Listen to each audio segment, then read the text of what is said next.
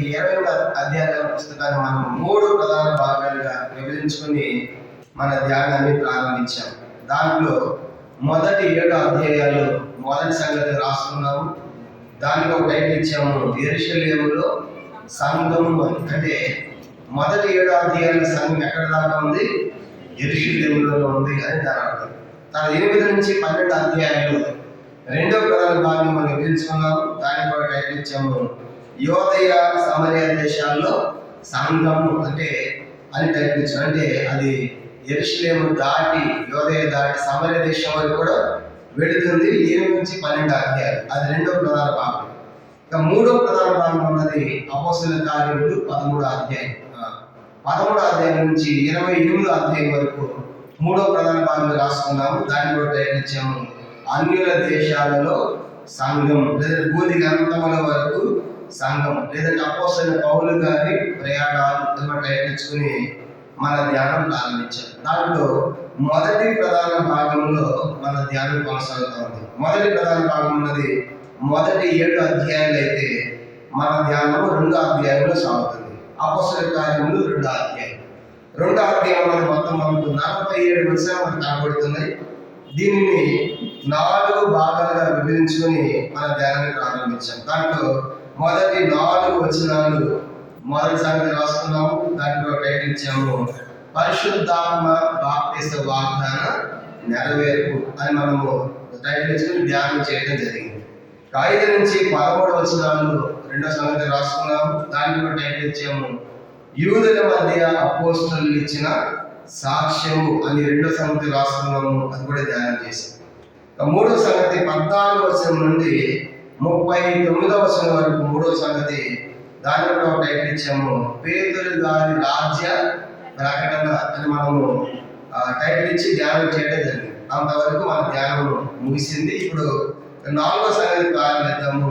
అపోస్తలుల కార్యము 2వ అధ్యాయం 40 నుంచి 47 వచనాలు 4వ సంగతిగా రాసుకున్నాం. 40 నుంచి 47 వచనాలు 4వ సంగతి రాసుకున్నాం. దానికి కూడా టైటిల్ రాసుకున్నాము, సంఘ ఆరంభము లేదా సంఘ ప్రారంభము.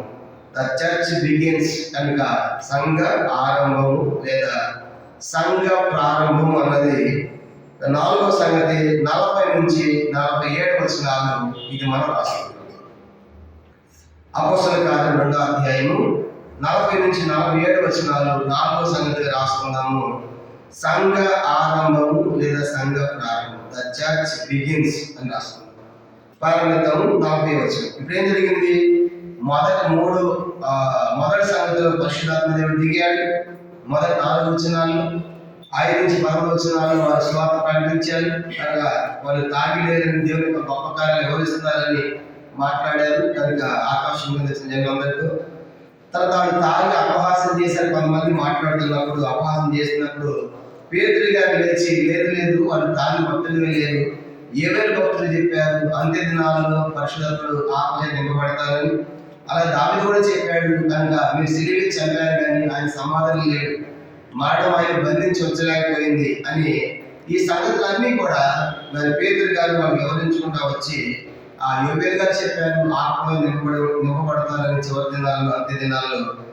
అతను దావీదు కూడా చెప్పాడు ఆయన శరీరం కొళ్ళిపోలేదు, ఆయన రక్తం కొళ్ళిపోదని అని చెప్తూ ఆ యేసుని సిలువ వేసి చంపారు అనే సంగతి వాళ్ళు ప్రకటించాడు. 36 వచనం చదవండి. 36, మీరు సిలువ వేసి ఈ యేసుని దేవుడి ప్రభువు గారు క్రీస్తు గారు నియమించారు, ఈ ఇశ్రాయేలు వంశం అంతా ఈ రూఢిగా తెలిసినవారని చెప్పారు. కానీ ఇవన్నీ స్వార్థ ప్రకటిస్తున్నాడు, మీరు సిలువ వేసిన యేసు అని ప్రకటించారు. ఇప్పుడు ఈ మాటలన్నీ పేతురు గారు ఎక్కడ మాట్లాడుతున్నాడు?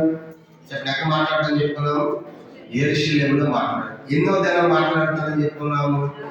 50. అంటే 50 రోజుల క్రితం యేసు ఏం చేశారు? మీరు ఇది యెరూషలేములో సిలువ వేశారు. కనుక ఆయన మాట్లాడుతున్నాడు, ఆయన మెస్సీయ రక్షకుడు, ఆయన ప్రభు, ఆయన దేవుడే స్వార్థ ప్రకటిస్తే ఆయన కదా మేము ఏం చేయాలన్నప్పుడు మీరు మారు మనసు పొందండి, పాపక్షమాపణ నిమిత్తం బాప్తిస్మం పొందండి అని వాళ్ళకి ఆజ్ఞాపించాడు, హెచ్చరికలు ఇచ్చాడు. అప్పుడు వాళ్ళంతా దాదాపుగా 8,000 మంది అంట. చూడండి 40 వచనం. ఇంకా అనేక విధములైన మాటలతో ఇంకా చాలా విషయాలు చెప్పాడు. ఇవే కాదు, ఇప్పుడు మనం చదువుకున్న వాళ్ళ విషయం రాయబడ్డాయి, కానీ ఇంకా చాలా సంగతులు స్వాత చెప్పారు వాళ్ళు.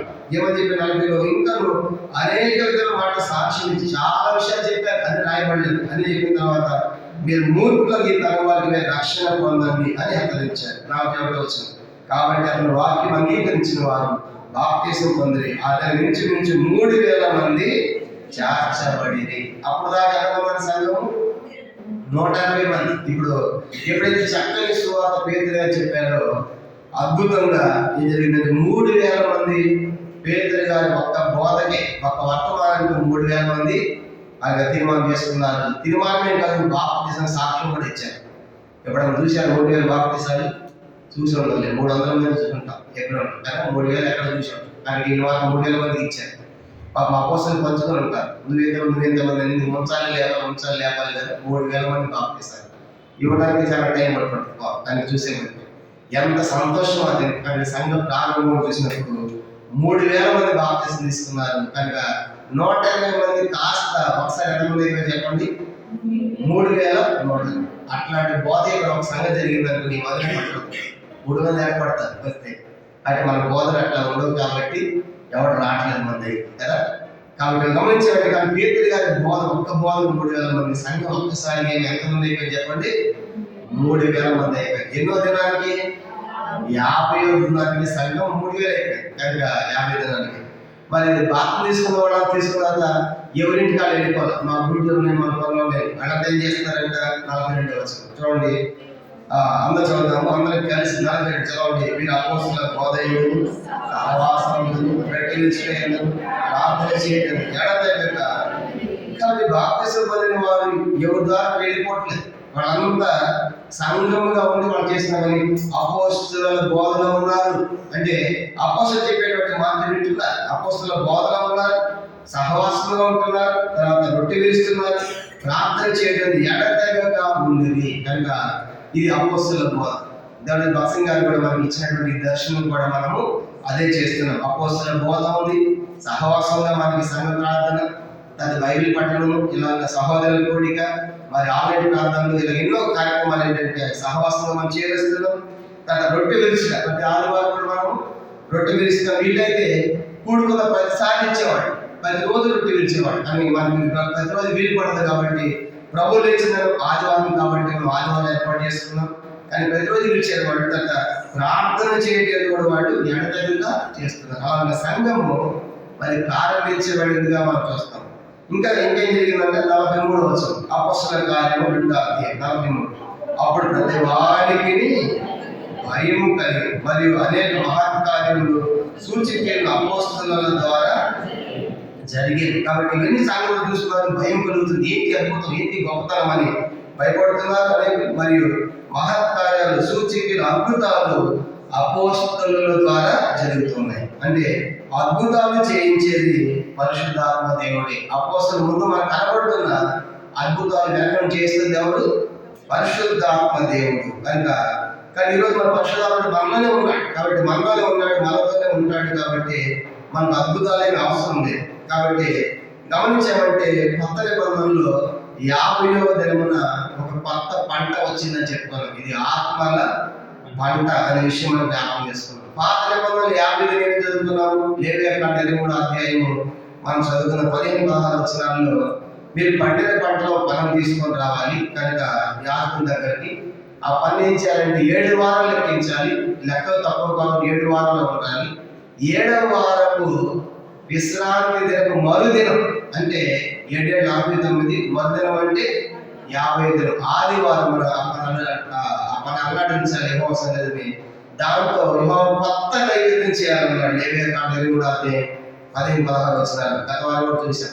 అంటే పాత నిబంధనలో 50వ దినమున ఒక కొత్త ఫలం మనకు కనపడుతుంది, కొత్త పంట.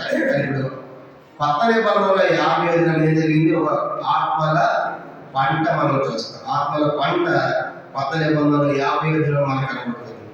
తర్వాత పాత నిబంధనలో 50వ దినం ఇంకో సంగతి జ్ఞాపకం చేస్తున్నాం. నిర్గమకాండ 32వ అధ్యాయంలో 28-29 వచనాల్లో ఒక సంగతి రాయబడింది. మోషే ధర్మశాస్త్రం కోసం పండెక్కినప్పుడు కింద ఇశ్రాయేలు ప్రజలు అహరోను దగ్గరికి వచ్చి, ఆ మోషే అన్నవాడు ఏమైనా మాకు తెలియదు, కానీ మాకు దేవుడి నుంచి అన్నప్పుడు మీ బంగారం అంతా అగ్నిలో వేయమన్నారు. ఇప్పుడు ఆ బంగారం ఏమైందంటే ఒక పెద్ద దూడ అయింది. అప్పుడు వాళ్ళంతా నెత్తిన పెట్టుకుని ఇదే మా దేవతని, ఇదే మన ఐగుప్తుని విడిపించిందని గెంతులైతే క్యాటలైట్ ప్రారంభించాడు. ఈ ధ్వని మోషే కనపడింది, దిగొచ్చాడు. ఏంటి చూడగానే మోషే కోపం వచ్చింది. లేవీని పిలిచాడు, మీరు ఎవడైతే యెహోవా పక్షంలో ఉన్నాడు కత్తి తీసుకోండి, సహోదరుడని తన తల్లిని చూడకుండా ఈ పని చేసిన వాళ్ళందరికీ సంహరించాలన్నప్పుడు ఆ దినము ఇంచుమించుగా నిర్గమకాండం 32వ అధ్యాయం 28, 29 వచనాల్లో 3000 మంది కూలారంట. ఎన్ని వేల మంది? ఎన్నో దినం అంటే సరిగ్గా అది 50 కదా. వాళ్ళు ఐగుప్తు నుంచి బయలుదేరి అక్కడికి వచ్చేటప్పుడు అది ఎన్నో దినం అంటే 50. అంటే పాత నిబంధనలో 50వ దినం ఏమయ్యారు చెప్పి 3000 మంది చనిపోయారు. ఇంకో సంగతి ఏంటంటే వాళ్ళు ఐగుప్తులో చేసినటువంటి అది 50. ఆ 50 ఏం జరిగిందంటే మోషేకు దేవుడు పంట మీద ఏమి ఇచ్చాడు? ధర్మశాస్త్రం ఇచ్చాడు. ఏమి ఇచ్చాడంట? అంటే ధర్మశాస్త్రం వచ్చిన రోజు 3000 మంది చనిపోయారు. అనగా ఆయన యేసు ప్రభు యొక్క సువార్త ప్రకటిస్తే 3000 మంది ఏమో బ్రతికారు. పాపముల చేతను అపరాధముల చేతను చచ్చిన వారిని క్రీస్తుతో కూడా బ్రతికించాడు. అందుకే యోహాను సువార్త 1వ అధ్యాయం 17 చెప్పబడింది, ధర్మశాస్త్రం మోషే ద్వారా కలిగింది, కృపయు సత్యము యేసుక్రీస్తు ద్వారా. అంటే ధర్మశాస్త్రం మనిషిని చంపింది, యేసుక్రీస్తు యొక్క సత్యము కృప మనుషుని ఏం చేసింది? బ్రతికింప చేస్తుంది అనేది 50వ దినం మనకు నేర్పించే సత్యాలు. ఆ విధంగా ఆ సంఘం విస్తరించడానికి ఏం జరుగుతుందంటే అపోస్తలులు ఇప్పుడు సూచికలు చేస్తున్నారంట. ఏం చేస్తున్నారు? 43వ వచనంలో సూచికలు మహత్కార్యాలు చేస్తున్నారు, అంటే అద్భుతాలు చేస్తున్నారు. అంటే అపోస్తలులు అద్భుతాలు చేస్తున్నారు, సూచికలు చేస్తున్నారు అనే మాట గమనించండి. వాళ్ళ అద్భుతాలు సూచికలు మహత్కార్యాలు చేస్తున్నారు. ప్రారంభం కాబట్టి, ప్రారంభ దినాలు కాబట్టి సంఘం విస్తరించాలంటే అనేకులు దేవుని ఎందుకు రావాలంటే ఆఫర్లు కావాలి. ఏం చెప్పాలి? ఆఫర్ అనుకుంటే చూడండి, ఆఫర్ 1+1 ఏం చేస్తున్నాడు? ఆఫర్ నుంచి ఆఫర్లు ఏంటని చెప్పేసి ఆఫర్లు ఏమన్నా నిధులు తెచ్చుకుంటా ఉంటాం. అంటే ఆఫర్లు ఉంటే బాగా కొడతారనమాట. కాబట్టి ఇప్పుడు దేవుడు ఆఫర్ ఏంటంటే మీ దగ్గరకు వస్తే జబ్బులు పోతాయి, రోగాలు పోతాయి, అనగా కుంటి వాళ్ళు నడుస్తారు, గుడ్డి వాళ్ళకి చూపు వస్తుంది. ఇలాంటి అద్భుతాలు ప్రారంభ దినాల్లో దేవుడు అవకాశం ఇచ్చాడు. అనేకులకి ఆఫర్ ఇది తెలియదు కాబట్టి ఎందుకు ఇలాగంటే పరిశుద్ధాత్మ భూమి మీద ఉన్నాడు, ఈ అద్భుతాలు జరిగి వాళ్ళు అనేకులు నమ్ముతారు. అట్లా ఈ యొక్క సూచికల ద్వారా ఏం చేయాలని? దేవుని యొక్క వాక్యం స్థిరపరచబడాలి. మార్కు సువార్త 16వ అధ్యాయం. ఎందుకు ఈ ఆఫర్, ఎందుకు అద్భుతాలు అంటే వీటి ద్వారా దేవుని వాక్యము స్థిరపరచబడాలి, దాన్ని నమ్మాలి అనేకులు. మార్కు సువార్త 16వ అధ్యాయం, మార్కు సువార్త 16వ అధ్యాయం 20వ వచనం. మార్కు సువార్త 16వ అధ్యాయము 20వ వచనం చదువుతాము. 16:20. వారు బయలుదేరి వాక్యమంతా ప్రకటించి ప్రభువారిని సాకారుడై ఉండి వెలువెంట జరుగుతున్న సూచకీల ఉన్న వాక్యమును స్థిరపరచుచుండెను. ఆమేన్. కాబట్టి గమనించామంటే వాక్యము స్థిరపరచబడాలంటే సూచక్రియలు జరగాలి, అద్భుతాలు జరగాలి. ఇప్పుడు కూడా చూడండి, చాలా మంది ఈ రోగం పోయిందంటే ఏ సైడ్ అవుతాం, ఈ జబ్బు పోయిందంటే మేము కూడా ఆ మతంలో తిరుగుతాం. ఇప్పుడు కూడా చాలా మందికి ఏం కావాలి? అద్భుతాలు కావాలి. అంటే ప్రారంభంలో అద్భుతాలు ఉన్నాయి, అద్భుతాలు చేశారు. కానీ అపోస్తలులు దేవుడు ఇచ్చాడు ప్రారంభంలో. ఇప్పుడు అద్భుతాలు ఏం అవసరం లేదు. కానీ ఇదేంటంటే ఇప్పుడు అది సంఘ ప్రారంభం. చూడండి, అట్లనే భాష చెప్పాలంటే ఎల్కేజీ యూకేజీ క్లాస్ పిల్లలకి అమ్మ అని చెప్పాలనుకోండి, అమ్మని కాకుండా అమ్మ అని లెటర్ పైన పెద్ద ఫోటో ఉంటుంది, అమ్మ ఫోటో అనగానే ఆ ఫోటో చూడగానే ఇది అమ్మ. ఈ అంటే పక్కన పెద్ద ఏగి పెట్టి పైన కిందే ఉంటుంది ఈగ, అంటే ఇది ఏగని చదువుతారు. అంటే ప్రారంభం కాబట్టి వాళ్ళకి ఏముండాలి? ఫోటో ఉంటే వాళ్ళు ఖచ్చితంగా చదువుతారు. ఇప్పుడు 10th క్లాస్కి వచ్చిన తర్వాత కూడా నాకు అమ్మ ఫోటోనే కావాలనుకోండి, ఇక గుర్తుందంటే కాబట్టి నేను తెలియట్లేదా అమ్మని అని అంటారు. అంటే ప్రారంభం కాబట్టి ఏం కాదు వాళ్ళకి? అద్భుతాలు. కానీ ఇప్పుడు ప్రారంభం కాదు, సంఘం ప్రారంభించి బట్టి 2026 సంవత్సరాలు అయిపోయాయి. కానీ దేశం చనిపోయి సమాధి లేచి. కానీ ఇప్పుడు ఆ ప్రారంభంలో మనం లేదు కనుక సంఘం ముగింపులో అవుతున్నారు, ప్రభు రాబోయే దినాలు ఉంటున్నారు. కాబట్టి అందుకే ఇప్పుడు అద్భుతాలేం అవసరం లేదు, కానీ సూచికేం అవసరం లేదు. కనుక ఇంకో సంగతి, ఈ దినాల్లో అపోస్తలుల భూమి మీద ఎవరు లేదు. చెప్పండి, ఎవరు లేరు? అపోస్తల బోధ ఉంది కానీ అపోస్తలు లేదు. అపోస్తలు అంటే స్వయంగా దేవుడే పంపించిన వారు. లోకంలో అనేకులు సేవకులు, యాజకులు ఇమ్మాలి కానీ కనుక అపోస్తలు లేని కాదు, ఇది ప్రవక్తలు లేని కాదు. అంటే డైరెక్ట్ గా దేవుని దగ్గరికి వెళ్ళి వచ్చి చెప్పే అపోస్తలు లేని కాలం కాబట్టి సూచిక మహత్కారం చెప్పే అవసరం లేదు. కనుక విశ్వాసాలు కూడా జరగవచ్చు, జరుగుతాయి. అయితే అది ప్రారంభం కాబట్టి అలా అద్భుతాలు జరిగాయి. అది 43వ వచనం. ఇప్పుడు 44 చూడండి. 44 అందరూ కలిసి విశ్వసించిన వారందరూ ఏకముగా కూడి తాము కలిగినదంతయు సమిష్టిగా ఉంచుకున్నది. విశ్వసించిన వారందరూ కూడా ఏకముగా ఉన్నారు. అన్నమాట చూడండి. ఏకముగా అంటే వారు ఏ దేశం నుంచారో తెలియదు, ఏ భాష తెలియదు, ఏ కులమో తెలియదు, ఏ ప్రాంతమో తెలియదు, కానీ వారంతా బాప్తీసం పొంది యేసుని నమ్మి ఒక్కటిగా ఉన్నారు. ఎట్లా ఉన్నారు చెప్పండి? ఒక్కటిగా ఉన్నారు. కానీ సంఘంలో రకరకాల చరిత్ర కలిగిన వారు ఉంటారు. కానీ వాళ్ళ బ్యాక్గ్రౌండ్ వెనకాల ఏ కులమే కావచ్చు, మొత్తం ప్రాంతం, దేశం కావచ్చు, భాష. కానీ యేసుని నమ్మిన తర్వాత మనమంతా ఒక్కటే అనే గ్రహింపు ఎప్పుడు మనం కలిగి ఉండాలి. కనుక ఇక మన వెనకటి చరిత్ర చెప్పకూడదు. మా కులం ఏం తెలుసా, మరి చాలా పెద్ద కులం అని చెప్పకూడదు. కనుక లేకపోతే చిన్నది అని చెప్పకూడదు. యేసుని నమ్మిన తర్వాత మనమంతా కూడా ఒక్కటే అనేటువంటి ఏకత్వము అపొస్తలులు కలిగి ఉన్నారు. ఆ సంఘం నేర్పిస్తుంది. వాళ్ళంతా ఏకముగా ఒక్కటిగా ఉన్నారంట. ఇంకెట్లా ఉన్నారు? తాము కలిగినంతయు సమిష్టిగా ఉంచుకొని కనుక ఒక్కటిగా అంత దగ్గర కూడబెట్టిన ఒక మాట చెప్పాలంటే అందరూ కలిసి తింటున్నారు, కలిసి ఉంటున్నారు. కాబట్టి సమిష్టిగా ఉంటున్నారు, ఐక్యమత్యంగా ఉంటున్నారు. ఎంత అద్భుతంగా చూడండి. కనుక కలిగినంత సమిష్టిగా అది ఉంచుకొని వాళ్ళు జీవిస్తూ ఉన్నారు. అంత మాత్రమే కాదు, ఇది కాక వారు తమ చిరాస్తులను అమ్మి అందరినీ వారి అక్కడి కొలది పంచి పెట్టారు. ఎందుకంటే ఇప్పుడు సంఘం ప్రారంభించబడింది. 8,000 మంది మానవ పొందారు, 3,000 మంది. ఇప్పుడు ఈ 3,000 మంది లోపల వల్ల కాదు, ఆకాశం కింద నలుదిక్కులు వచ్చినటువంటి వారంతా వచ్చారు. ఆడ దాకా సువార్తలు వారు మానవ పొందారు, సంఘంలో చేరారు. ఇప్పుడు మరి వీళ్ళకి కావాల్సిన వసతులన్నీ ఎవరు చేయాలి అని ఆలోచించారు. లోకంలో ఉన్న విశ్వాసులు, యెరూషలేములో ఉన్న విశ్వాసులైన వారు ఏం చేశారంటే వాళ్ళ ఆస్తులు అమ్మారంట, చిరాస్తులు అమ్మారు, భూములు అమ్మారు, ఇండ్లు అమ్మారు. తెచ్చి ఆ డబ్బాలు తెచ్చి అపోస్తులకి చెయ్యాలి. ఇప్పుడు సంఘం ఏర్పాటు విస్తరించింది కాబట్టి వీళ్ళందరికీ మనమే చూసుకోవాలని చెప్పేసి లోకంలో ఉన్న వాళ్ళు స్వచ్ఛంద బాధ్యతలు తీసుకుని ఏం చేశారంటే అవి చిరాస్తులు అన్ని తెచ్చారు. అంటే ఇప్పుడు అపోస్తులు వారి ఇండ్లు, వాకిళ్ళు, భూములు అమ్మారని చెప్పారా? చెప్పలేదు. కానీ ఇప్పుడు వాళ్ళు ఏం చేశారు? లోకల్ వాళ్ళు తమ సొంత బాధ్యత స్వచ్ఛందంగా తమను తాము ఆలోచించుకుని మరి మన మధ్యకి వచ్చే ప్రపంచ దేశాల నుంచి మనం లోకల్లో ఉన్నాం, మనకి ఇంతనే భూములు ఉన్నాయి. కాబట్టి ఇప్పుడు సంఘం విస్తరించాలి, సేవ జరగాలంటే ఏం చేద్దామంటే మన ఇండ్లు పోయినా పర్వాలేదు, మన భూములు పోయినా పర్వాలేదు కాబట్టి అన్ని తెచ్చి సంఘంలో ఉన్న వారికి ఎంతవరకు కొడతలేమని సరే అందరూ కూడా పంచి పెట్టారంట. ఎంత అద్భుతమో చూడండి. కాబట్టి చిరాస్తులు అన్ని తీసుకొచ్చారు. ఎంత క్రయము, ఎంత సమర్పణ మనకి ప్రారంభ సంఘంలో మనకు కనబడుతుంది. ఇప్పుడు మన ఇండ్లు భూములు అమ్మారాడు ఒక్క మందినే అంటాం. ఎందుకు? మందానికి ఇల్లు అమ్ముకోమన్నాడు, భూమి అమ్ముకోమన్నాడు. నేనేం చెప్పలేదు, నేను అంత అమాయకులేం కాదు. కానీ అమ్మాయిని కూడా తీసుకురావడానికి ఇక్కడ అమాయకులు ఎవరు లేరు. కాబట్టి గమనించామంటే వాళ్ళు అమ్మారు. కనుక ప్రారంభం కాబట్టి అమ్మారు. కాబట్టి మనం భూములు ఇల్లు అమ్మాల్సిన పని లేదు. మన దశమ భాగాలు అమ్మకేస్తే చాలు దేవుడు. కనుక గమనించామంటే ఆ రీతిగా ప్రారంభ సంఘం ఎవరు చెప్పకుండా వాళ్ళు ఏం చేస్తారు చెప్పండి? స్వచ్ఛంద బాధ్యతలు తీసుకుని సంఘంలో వారి యొక్క ఆస్తులు అమ్మి అపోస్తల పాదాలు తీసుకొచ్చారు. వాళ్ళంతా కూడా కలిసి ఉంటున్నారు, కలిసి తింటున్నారు, ఏకంగా ఉంటున్నారు. ఎవరికి అక్కర ఉందో వాళ్ళకి పంచిపెడుతున్నారు, అక్కర ఉన్న వారు తీసుకుంటున్నారు, అలా పంచిపెడుతున్నారు. అంటే మనం పంచిపెట్టామని మనం ఏం చేస్తాం చెప్పండి? అక్కర లేకపోతే ఏం చేస్తాం? మనకి వెనకాల ఉన్న వాడు నాకు కూడా చేసి ఆపిస్తాం. ఇక్కడ అక్కడ ఉన్న వాళ్ళని తీసుకోవాలి. అర్థమైంది? ఏది ఎవరికి ఏది కావాలి అట్లాగా ఒక కుటుంబంగా సంఘం సాగుతుంది. 44 వచనం. ఇప్పుడు 45 చూడండి.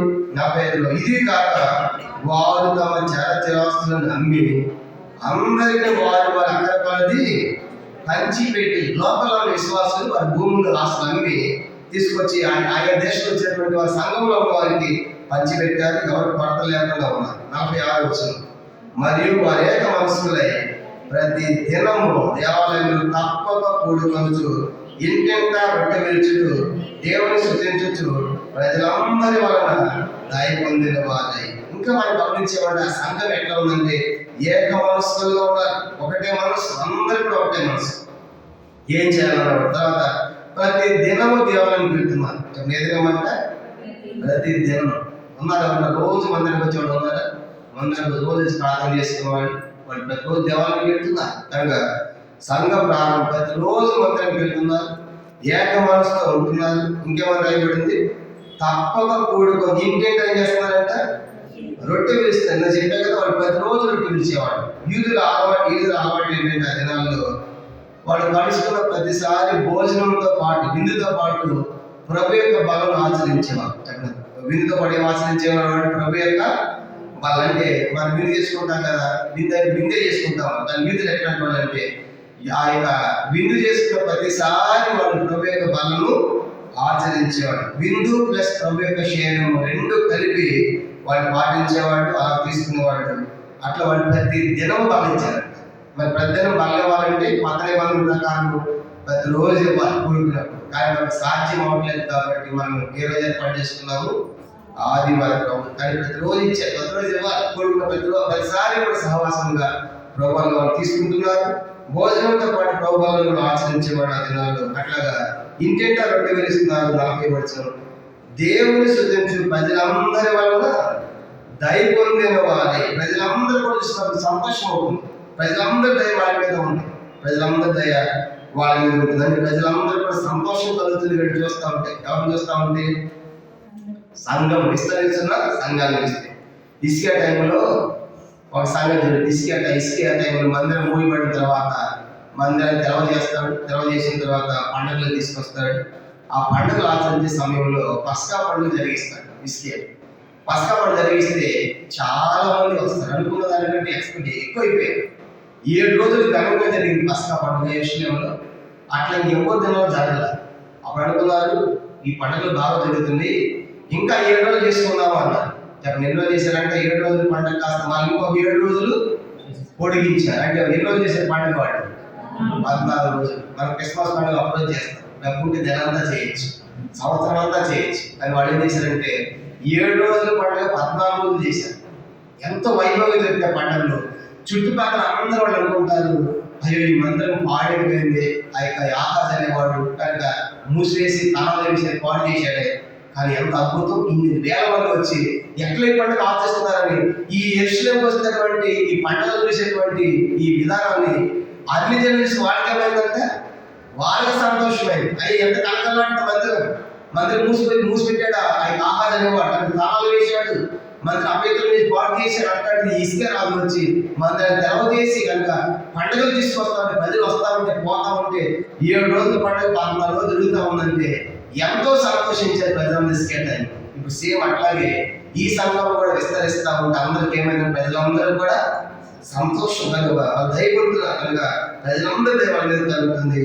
47వ వచనం చూడండి, 47వ వచనం, ఆనందముతో నిష్కపటమైన హృదయంతో ఆహారం పుచ్చుకొనుచున్నది మరియు ప్రభు రక్షణ పొందుతున్న వారి అనుదినం వారితో ఆ రీతిగా ఆ సంఘము ఆనందంతో ఉన్నారు.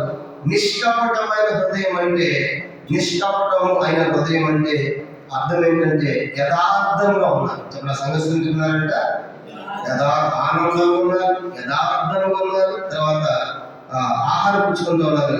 ఇంకా రక్షణ పొందుతున్న వాళ్ళు అంటే ఇంకా చేర్చబడతారు. 3000 మంది కాదు, ఇంకా రక్షణ పొందుతారు, సంఘంలో చేర్చబడతారు. 3000 మంది కాకుండా ఎంతమంది నమ్ముతున్నారు, సంఘంలో చేరుతున్నారు, నమ్ముతారు, సంఘంలో చేరాలన్న సంఘం అనేకులు చేర్చబడుతున్నారు.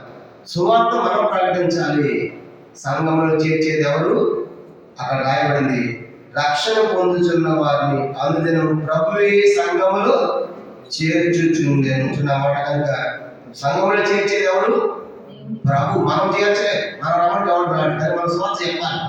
సువార్త మనం ప్రకటించాలి. సంఘంలో చేర్చే పని ఎవరు చెప్పండి? ప్రభు. ఆయన చేరుస్తారు, ఆయన తీసుకొస్తారు మన సువార్త. ఆ రీతిగా ఇప్పుడు సంఘము ఎక్కడ ప్రారంభమైంది అందరూ చూడండి. ఒకసారి మ్యాప్లో చూపిస్తాను. మ్యాప్లో ఇది యెరూషలేము. ఇప్పుడున్నా మనం ఇక్కడ మ్యాప్లో చివరిలో ఉంది, కానీ ప్రపంచంలో ఇది సెంటర్ అన్నమాట. ప్రపంచంలో యెరూషలేము అనేది సెంటర్. ఇప్పుడు ఏమంటే ఇక్కడ జరుగుతుంది, యెరూషలేము కనపడుతుంది కదా, ఈ యెరూషలేము అనే ప్రాంతంలో ఇక్కడ ఇప్పుడు సంఘం ప్రారంభమైంది. ఎంతమంది? 120 మంది కాస్త 3000 మంది. ఇక్కడికి ఆకాశం కింద 4 దిక్కులు వచ్చారు. వచ్చి ఇప్పుడు ఇక్కడ వచ్చిన వాళ్ళు ఎక్కడ నుంచి వచ్చారు తెలుసా? ఇక్కడ రోమన్ కనపడుతుంది కదా, ఈ రోమా వరకు కూడా ఆంధ్రదేశ్ వార్త వెళ్ళింది. ఏ రోజు? 50 రోజులు. కానీ రోమా అంటే ఇక్కడ ప్రారంభించబడిన సంఘము ఎక్కడ దాకా వెళ్ళిపోయింది? రోమా దాకా వెళ్ళిపోయింది. చూసామంటే చూడండి, ఈ చివరం అదేమో ఆ చివరం కనబడుతుంది. అంటే రోమాలో సంఘము గమనించబడి అపోస్తలుడైన పౌలు వెళ్ళాల. రోమపత్రిక రాసిన పౌలు రాసిన మాత్రం రోమపత్రిక పౌలే కానీ సంఘం పోయి పెట్టిన పౌలు కాదు. ఏం జరిగిందంటే 2వ అధ్యాయంలో రోమా నుండి కూడా వచ్చారంట. చూడండి 2వ అధ్యాయం ఆ మాట 2వ అధ్యాయము 10వ అపోస్తలుల కార్యం 2వ అధ్యాయం 10వ కురేన దగ్గర లిబియా ప్రాంతంలో కాపురమారు రోమా నుండి పరవాసులు వచ్చిన వాళ్ళు చూసారన్నమాట. ఎక్కడ తెచ్చారంటే వాళ్ళు అక్కడి నుంచి కూడా ఈ రోమా ప్రాంతం నుంచి కూడా ఈ యెరూషలేముకి వచ్చారు. ఇప్పుడు ఇక్కడ వచ్చినటువంటి వాళ్ళు సువార్త నమ్మి దేవుని నమ్మి అక్కడ ఏం చేసిన వాళ్ళు ఏం పెట్టారు? అక్కడ సంఘాన్ని పెట్టారు. ఎవరు పెట్టారంట అంటే 50వ దినంలో సంఘం ఎక్కడ వెళ్ళిపోయింది? రోమా. కనుక గమనించండి, ఎంత అద్భుతంగా చూడండి. కనుక పౌలు గారు మిగతా సంఘాలను పౌలు తిరుగుతాడు. తెస్సలోనికీకి వెళ్తాడు, బెరోయికి వెళ్తాడు, కొరింథీకి వెళ్తాడు. కానీ రోమా పౌలు గారు వెళ్ళక ముందే సంఘం ఎట్లా పోయింది? మాకు ఎవరు పెట్టారంటే పేతురు గారు బోధన వాళ్ళు ఉన్నారు కదా, ఈ 2వ అధ్యాయంలో వచ్చారు కదా, వీళ్ళందరూ బాప్తిసం పొందారు. వీళ్ళు ఎక్కడ చేశారంటే సంఘాన్ని సోదర సంఘాన్ని ప్రారంభించి అట్లా రోమాలో సంఘం ఏర్పడింది. పౌలు గారు బందీగా వెళ్తున్నప్పుడు 28వ అధ్యాయం చివరిలో మనం చూస్తాం. అపోస్తలుల కార్యం 28వ అధ్యాయంలో పౌలు రోమాకి వెళ్తారు.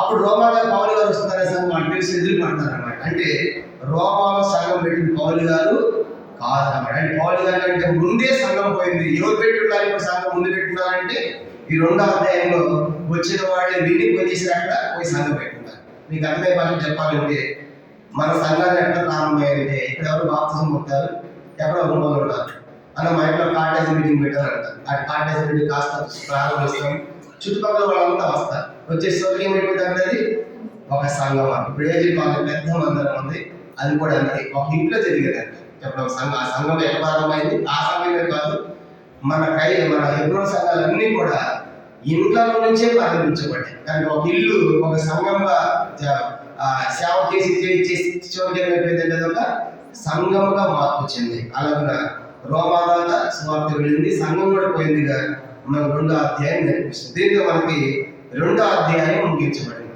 ఒకసారి 2వ అధ్యాయం జ్ఞాపకం చేస్తాను.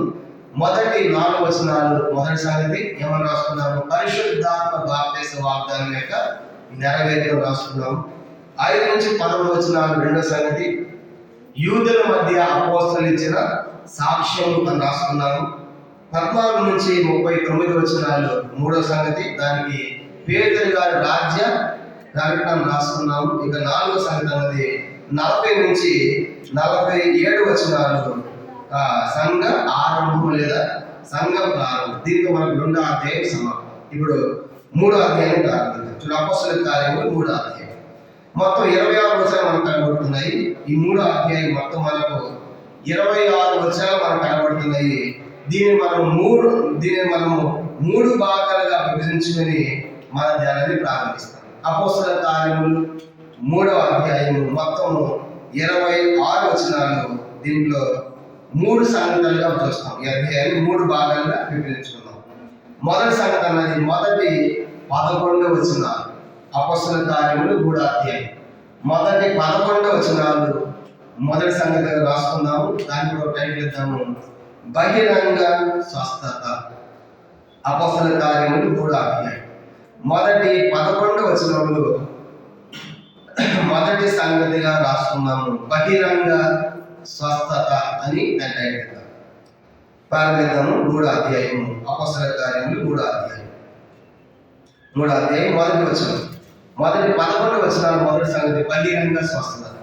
చూడండి 3వ అధ్యాయం మొదటి వచనం, పగలు 3 గంటలకు ప్రార్థనా కాలమున పేతురును యోహాను దేవాలయానికి ఎక్కి వెళ్ళుచుండగా. పగలు 3 గంటలకు ప్రార్థనా కాలం.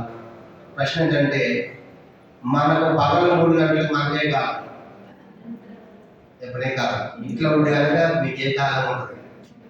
పగలు 3 గంటలే. ఏమా చెప్పు, స్వార్థం చెప్పు. పగలు 3 గంటలకు ఏ కాలం మన ఇంట్లో? ఒకదాని కాదు, అందరండి. ఉదయం పగలు ఏం చేస్తారు? 3 గంటలు. బాగా చెప్పారు, ప్రభు స్తోత్రం. మనకేమో పడుకునే కాదు కదా, అప్పుడు మంచి రుణాన్ని తింటాము, నడు వాంచాలి. కానీ యూదులకి అదే కాలం అంట పగలు 3 గంటలు, అంటే మధ్యాహ్నం 3 గంటలు ఫోన్ చేసిన తర్వాత 3 గంటలు ప్రార్థన కాదు.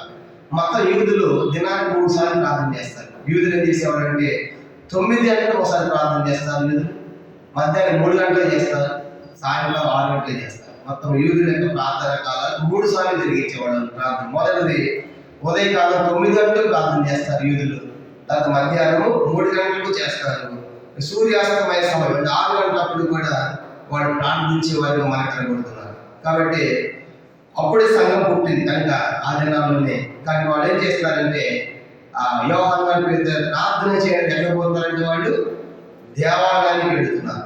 కాబట్టి ఉదయం 9 గంటలకు వాళ్ళు ప్రార్థన, మధ్యాహ్నం 3 గంటలకు ప్రార్థన, సాయంత్రం 6 గంటలకు యూదులు ఆ దినాల్లో 3 సార్లు కూడా ప్రార్థించే వాళ్ళుగా యూదుల చరిత్ర మనకు తెలియజేస్తా ఉంది. కానీ చూడండి 3వ అధ్యాయం వచ్చింది. ఇప్పుడు ఆ 3 గంటల యోహాను గారు పేతురు గారు దేవాలయములకు ఎక్కి వెళ్ళుచున్నారు. ఇది ఏ దేవాలయం అంటే చూడండి అని చెప్పాడు 2వ వచనం.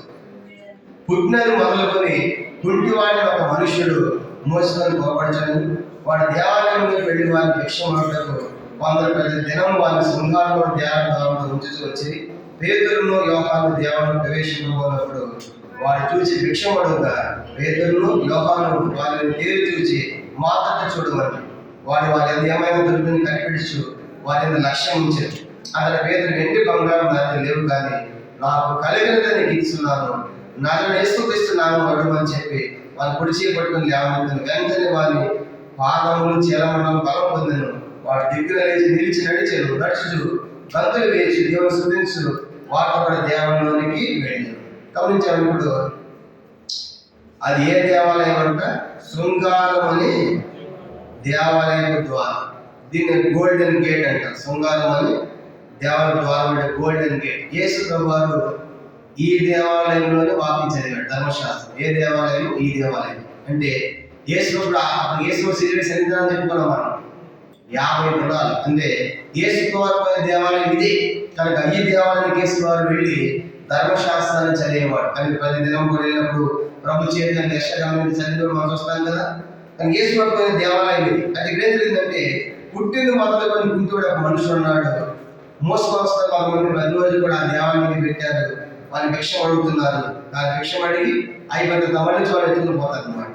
అది దినచర్య అయిపోయింది వారికి. ఒకసారి నేను గుంటూరులో బస్సు ఎక్కుతాను ఒక ఆయన మంచి టక్ అంతా చేసుకున్నాడు. పరిగెత్తుకుంటూ వచ్చి సార్ నా బస్సు కొట్టేసే సార్, ఛార్జీ డబ్బులు లేవు సార్. చూస్తే మనిషి చాలా నీట్గా ఉన్నాడు. పాపం నిజం అనుకుని కొత్త నేను హెల్ప్ చేసి ఇచ్చిన తర్వాత మళ్ళీ వారం తర్వాత మళ్ళీ అదే బస్ స్టాండ్లో మళ్ళీ బస్సు ఎక్కి పరిగెత్తుకుంటే మళ్ళీ బస్సు ఎక్కాడు. సేమ్ మళ్ళీ దిగాడు. ఏమి సార్ నా బస్సు కొట్టేసాను హెల్ప్ చేయండి. ఓహో ఇది దినచర్య అయిపోయింది అనుకోండి. ఏమైనా ప్రతిరోజు కూడా ఆయనకు అది దినచర్య ఆడుకోవడం అన్ని బాగా కాల్ చేతులు అవేయాలని కూడా ఆ పని చేస్తున్నారు అన్నమాట. ఇప్పుడు ఇతను కూడా ఏం జరిగిందంటే కుంటుకి ఇతనే కాళ్ళు, కానీ 2 కాళ్ళు కుంటుని మొదలుకొని కుంటువాడి మనుషులు తీసుకొచ్చి ఆ దేవాలయం దగ్గర ద్వారం దగ్గర కూర్చోబెట్టి వెళ్తారు. మళ్ళీ వచ్చి సాయంకాలం తీసుకెళ్తారు. ఈ లోపల వీడు బాగా ఆడుకుని పోగు తీసి పెడతారు అనమాట. ఇట్లా మనం కూడా ఇప్పుడు కూడా టెంపుల్స్ దగ్గర ఉంటారు కదా, మసీద్ దగ్గర ఉంటారు, హైందవ దేవాలయం దగ్గర, మన క్రైస్తవ దేవాలయాలు కూడా మనం చూస్తూ ఉంటాం. కానీ ప్రఖ్యాతి కాల్చిన వాటి దగ్గర ఎక్కువ మంది ఉంటారు. ఆ వాటి కూడా పెద్ద క్యూగా వాడాలనుకుంటారు, డైలీ నా ప్లేస్ అనుకుంటారు చూడండి. కనుక వాళ్ళు కూడా అట్లా ఇక్కడ కూడా ఒక మనుషులు పెట్టారు. ఇతనే పెట్టిన తర్వాత దేవాలయం లోపలికి ఎవరు వస్తున్నారు? పేతురు గారు, యోహాను గారు. కనుక పేతురు గారు మనకు తెలిసి ఎవరు యోహాను అంటే అపోస్తలుల యోహాను, 12 మందిలో ఒకటి యోహాని. ఈ యోహాను సువార్త రాశాడు, ఈ యోహానే ప్రారంభం రాశాడు, ఈ యోహానే మొదటి 3 యోహాను పత్రికలు రాశాడు. మొదటి పత్రికలని 5 యోహాను సువార్త రాసింది. తర్వాత మొదటి యోహాను పత్రిక, 2వ యోహాను పత్రిక, 3 యోహాను పత్రిక, 3 పత్రికలు, యోహాను సువార్త ప్రారంభంలో రాసింది ఈ యోహాను గారు. దానికి అపోస్తలుడైన యోహాను. ఆ యోహాను గారు ఉన్నాడు, ప్లస్ పేతురు గారు ఉన్నారు. ఇద్దరు కూడా దేవాలయం లోపలికి వస్తానంటే వాడు ఏం చేశాడంటే వాళ్ళు ఎంత ఏమైనా దొరికినేమో ఏమైనా సహాయం చేస్తారని భిక్షం అడిగాడు. అడిగి వాళ్ళు ఏమన్నారంటే అయ్యా వెండి బంగారం మా యొక్క లేవు, నాకు కలిగింది నీకు ఇస్తున్నాను, నాతో వేసి ఇస్తామో లే అని అన్నాడు. లే అని పిలిచింది ఎవరు పిలిచింది? ఇద్దరు చెప్పండి ఎవరంట? పేదలు గారు. అంటే ఇప్పుడు అప్పుడు వాడు బాగు చేసింది ఎవరు? పేదలు గారు. ఈ ప్రశ్న ఏంటంటే మరి యోహాను గారు కూడా చేయగలడా? చేయలేడు. ఆయన చేయగలడు. ఎందుకంటే ఆయన కూడా అపోస్తలుడు కదా. వాళ్ళు చెప్పుకోవాలి స్టార్టర్లోనే ఈ 12 మందిలో సూపర్ పవర్స్ ఉన్నాయి. 12 మందికి సేమ్ అధికారం కనుక 12 మంది అద్భుతాలు చేస్తారు. పేతురు గారు చేస్తారు, మిగతా 11 మందికి కూడా చేయగలరు. కానీ ఇప్పుడు ప్రశ్న ఏంటంటే ప్రతి ప్లేస్ మనం ఏం చేస్తాం చెప్పండి. ఇద్దరు ఉన్నాం అనుకోండి, ఇద్దరు సమపాలుగా నేను చేస్తా కదా. కనుక అలా జరిగింది అనుకోండి, నేను ఏమో తెలుసా ఇంటిమని లేపేశాను, రేపటి అరిస్తాను నేను లేపేస్తాను కదా. మరి అంటున్నాడు కనుక తగ్గించుకో, ఆమె చేస్తాను చేయండి అనుకో. కనుక నేను చేస్తాను ఎంత పోటీ ఉంటాను కదా. కానీ ఇప్పుడు యోధుడు ఎంత మంచివాడు అంటే పేదలు చేస్తా ఉంటే ఆయన ఎట్లా ఉన్నాడు, ఆయన మౌనం ఉన్నాడు. చేయండి జరగని దేవుడు కాదు, నేను కూడా చేస్తాను అని చెప్పేసి పట్లాడతాను ఏమన్నా. ఇప్పుడు ఇదాన్ని అట్లా ఉంటే కనుక 10 రోజులు పట్లాడి. అదే కానీ సంఘాలు కూడా నేను వాక్యం చెప్పాలా, నేను పాటలు నేను కనిపెట్టాలి, నేను నడిపించాలి. ఇదే కథ అనమాట. కనుక ఆ తగ్గింపు లేదు, ఆ క్రమం లేదు. అపోస్తలులు ఏం నేర్పిస్తున్నారంటే ఇద్దరు చేయగలరు, కానీ ఒకరు చేస్తారు, మరొకరు ఏం చేస్తున్నారు, మౌనంగా సైలెంట్గా ఉంటారు. ఎంత అద్భుతంగా చూడండి. కనుక యోహాను కూడా చేయగలడు, కనుక ఆయన కూడా చేయగలడు. తర్వాత మనకి భక్తులు ఎంతో పాఠాలు నేర్పిస్తారు. మనకి ముందు అధ్యాయాల్లో మనకి బర్నబా కనపడతారు. బర్నబా అనేటువంటి ఒక అపోస్తలుడు కాదు, మంచి విశ్వాసి, కనుక లేవి వంశానికి చెందినవాడు. ఆయన కనపడతాడు, ఆయన రక్షణ పొందుతాడు, మార్గం పొందుతాడు. ఈ యెరూషలేము సంఘంలో ఒక విశ్వాసంగా ఉంటాడు. పేతురు గారు మారుతాడు, దమస్కు దారిలో మారి ఆమె దమస్కపట్నం సువార్త ప్రకటిస్తే అక్కడ పేతురు గారు చంపకపోతే అక్కడ తప్పించుకుని యెరూషలేము వస్తాడు. ఎవరు కలుసుకోవాలని, ఈ అపోస్తలులందరూ కలిసి అయ్యి మార్గం చెప్పడానికి పౌలు గారు చంపడం యేసు నమ్మకాన్ని పట్టుకొని రావాలని పోయిన వాడు దాంట్లో పట్టుబడి మార్గోస్ పొందుతాడు. మార్గోస్ పొంది యెరూషలేము వస్తాడు. యెరూషలేము వచ్చి అపోస్తలులు కలుసుకోవాలి, నేను యేసు నమ్మకాన్ని చెప్పాలని చెప్పేసి అక్కడ తిరుగుతూ ఉంటే వాడు ఇతని దగ్గర రాలేదు. పౌలు గారు ఎందుకు ఇతను ఇంకా మాట్లాడలేము అనే ఉద్దేశం అన్ని తిరుగుతూ ఉన్నప్పుడు ఈ యొక్క బర్నబా గారు ఏం చేస్తారంటే ఆయన సంగతులన్నీ తెలుసుకుంటాడు. ఎవరి సంగతులు, పౌలు గారి సంగతి తెలుసుకుని నిజంగా నేను మాట్లాడి బాప్తిజం తీసుకున్నాను, సువార్తను ప్రకటించే దమస్కులో పెట్టాలని చంపుతున్నారు యూదులు యేసు నమ్మినందుకు అనగానే ఈ సమాచారం బర్నబా ఏం చేస్తారంటే అపోస్తలులు చెప్తారు, నిజంగా మారాడు పౌలు గారు, ఆయన ఇప్పుడు చంపేవాడు కాదు, హింసకుడు ఒకప్పుడు ఇప్పుడు మారాడు చెప్పగానే ఆయన పిలుస్తారు. ఎవరిని? అపోస్తలులు పిలిచి యెరూషలేము తనతో పాటు చేర్చుకుంటారు. చేసిన తర్వాత ఈ అక్కడ సువార్త ప్రకటించి మొదలు పెడతారు. ఎక్కడ? యెరూషలేములో. ఎవరు? పౌలు గారు. ఒకప్పుడు యెరూషలేము యేసు నమ్ముకున్న వారు బంధించిన పౌలు గారు. ఏమని నీవేనా పార్టీలు మారుతాం మాట్లాడదాకా యూదుల మతం ఇప్పుడు క్రైస్తవ మతాన్ని ప్రకటిస్తున్నాం, ఇప్పుడు పౌలు గారు సంపాదించుకుంటారు. వాళ్ళంతా యూదులు మా మతంలో ఉంటే ఇప్పుడు మా సువార్త చెప్తారు, సంపాదించినప్పుడు ఈ అపోస్తలులు ఏం చేస్తారంటే ప్లీజ్ అయ్యి ఇప్పుడు చంపేస్తాను నిన్ను, కొంతకాలం మీ సొంత ప్రాంతం అని చెప్పేసి యెరూషలేము నుంచి యెరూషలేము కూడా ఉంది. ఇక్కడ యెరూషలేము నుంచి ఈ తార్సు అనే ప్రాంతానికి వెళ్ళిపోమంటారు. సెల్లుకి వచ్చి వాడేకి తార్సు వెళ్ళిపోతాడు. తార్సు సొంతూరు అనమాట. పేరుగా పౌలు గారి సొంతూరు ఏంటి? తార్సు. అక్కడ పోయి కొంతకాలం అక్కడ ఉంటాడు. తన బర్నబా గారు ఇప్పుడు అంత్యోక్య సంఘానికి పంపిస్తారు. బర్నబా గారు కొంతమంది నమ్మారు, కానీ యెరూషలేము నుంచి అంత్యోక్య ప్రాంతానికి బర్నబా గారు పంపిస్తారు. బర్నబా గారు సేవ చేసినప్పుడు పౌలు గుర్తుకొస్తారు. పౌలు గారు తీసుకొస్తే బాగుందని చెప్పేసి ఆయన కూడా తీసుకొచ్చి ఇద్దరు కలిసి అంత్యోక్య సేవ చేస్తారు. ఇప్పుడు చెప్పాల్సిన విషయం ఏంటంటే మొదటి ప్రయాణంలో పౌలు గారు బర్నబా ఇద్దరు పోతారు సువార్త పరిచయం కోసం సువార్త ప్రయాణాల్లో. ఇప్పుడు వీళ్ళందరూ సీనియర్ ఎవరు? సీనియర్ దానికోసం అని చెప్పింది. బర్నబా సీనియర్ గారు, పౌలు సీనియర్ గారు. అర్థమైంది? ఎవరు సీనియర్? బర్నబా సీనియర్ కదా. మొట్టమొదటి ఆయన గారు నమ్మింది. పౌలు గారిని తీసుకెళ్ళింది అపోస్తలులు ఎవరు? బర్నబా గారు. కానీ బైబిల్ ఏముందంటే అపోస్తలుల కార్యములు ఇద్దరు పోయి సువార్త చేస్తున్నప్పుడు ఏమని రాయబడిందంటే ఈ బర్నబా గురించి పౌలు గురించి ఒక మాట ఉంది. 14 అపోస్తలుల కార్యం 14 12వ వచనం చూడండి. అపోస్తలుల కార్యములు 14 అధ్యాయము 12వ వచనం చదువుతాము. లొకేనియ భాషలో దేవదూతలు మనుషు రూపము దాల్చమని దిగి వచ్చిన కేకలు వేసి తన బర్నబాకు జీపతి అని పౌలు ముఖ్య ప్రసంగి అయిన అతనికి హెర్మి అని పేరు పెట్టి, కనుక ముఖ్య ప్రసంగికుడు ఎవరంట? పౌలు గారు. కనుక పాంప్లెట్లో పేరేస్తే ముఖ్య ప్రసంగి పౌలు గారు, కింద బర్నబా గారు చేసి ఇప్పుడు బర్నబా గారు ఏమవ్వాలి? ఇప్పుడు బర్నబా గారు ఆఫ్టర్ నేను తెచ్చాను, నాకు బయట తిరుగుతూ ఉంటే పరిచయం చేసి నేను అపోస్తలులు దిగట్టు ముఖ్యపడదు. ఫస్ట్ ఇప్పుడు నా పేరు ఉండాలి, నేను స్పెషల్గా ఉండాలి, స్పెషల్ పేరు ఉండాలి మాట్లాడు. కానీ పౌలు ఇప్పుడు మరణంగా అర్థమైపోయింది. పౌలు గారిని దేవుడు ఏర్పరచుకున్నాడు. ఆయన స్వాతంత్రం, ఆయన ముఖ్యుడు, ఆయన తోడుగా ఈయన సైలెంట్ అయిపోయాడు. శ్వాస చెప్తున్నాను దేవుడు అన్ని ప్రాంతాల్లో పౌలు. అంటే మనకి ఏం అర్థమవుతుందంటే ఆయన సీనియర్ అయినప్పటికీ కూడా ఆయన దగ్గర ఉన్నాడు. చెప్పింది ఎవరు? పౌలు గారు. ఇవి పనివేం అంటే భక్తులు అపోస్తులు మనకి ఏం నేర్పిస్తున్నారంటే వాళ్ళు ఎంత తగ్గించుకుంటున్నారు, వాళ్ళకి ఎంత పవర్స్ ఉంది కూడా. ఒకళ్ళు చేస్తామని మరొకరు సైలెంట్ అయిపోతున్నారు కనుక నేను సీనియర్ నువ్వు జూనియర్ అంటారు. అవన్నీ ఆయన పాంప్లెట్లో మన హెబ్రోన్కి వచ్చారు. హెబ్రోన్కి వచ్చిన తర్వాత ఒక లెటర్ తెచ్చారు.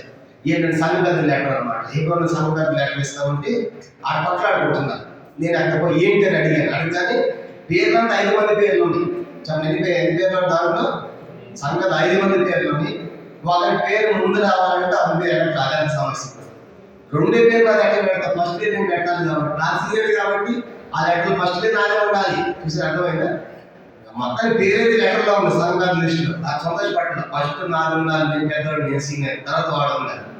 అవన్నీ జస్టిస్ దగ్గర పాంప్లెట్ కూడా వేసినప్పుడు ఒక ఆయన పేరు కింద వేసారు, మరొక ఆయన పైన వేసారు. ఇది ఫోన్ చేసి నా పేరు కింద ఎక్కేస్తారండి, నేను ఎంత పెద్ద స్పీకర్ని, ఫస్ట్ నాది కదా నేను ఇమీడియట్ తీసుకున్నాను. చూడండి అన్ని కూడా సిల్లి తీసే మన కనబడట్లే. సంఘాల లెటర్లో ఫస్ట్ ఉండాలి, పాంప్లెట్లో ఫస్ట్ ఉండాలి, నేను పెద్ద సీనియర్ అంటాం. ఇది గమనించేవంటి అపోస్తులు భక్తి మాకు ఏం చేస్తున్నారంటే ఒక ప్రశ్న ఏంటంటే మన పేర్లు ఎక్కడ ముందు ఉన్నా లేకపోతే పర్వాలేదు, ఈ లెటర్లో జీవగ్రంథంలో ఉండాలా చూసుకోండి, జాగ్రత్త. అది చాలా ప్రాముఖ్యమే కనుక జీవగ్రంథంలో మన పేరు ఉండవలసింది చాలా ప్రాముఖ్యమైన సంగతి మనం జ్ఞాపకం చేయబడుతుంది.